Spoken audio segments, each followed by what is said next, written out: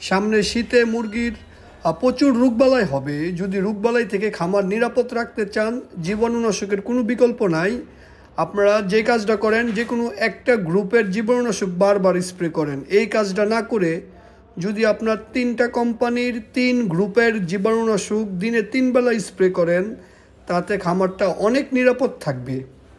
আপনারা যেই জীবাণুনাশকগুলো স্প্রে করবেন, সবচেয়ে ভালো যেগুলো আপনার টিমসেন আছে, টিমসেন বা ইমসেন, দুটোটা একই কাজ করে এবং একই জায়গা থেকে এই কোম্পানিগুলো ইনপুট করে নিয়ে আসে। এটা দিবেন একবেলা, আরেকবেলা দিয়ে দেবেন হচ্ছে আপনার ভাইরোসেট, এটা খুবই ভালো। আরেকবেলা দিয়ে দিবেন GPC8। সকালে দিলেন টিমসেন, দুপুরে দিলেন ভাইরোসেট, বিকালে দিলেন GPC8। এমন করে প্রত্যেক দিন স্প্রে করবেন।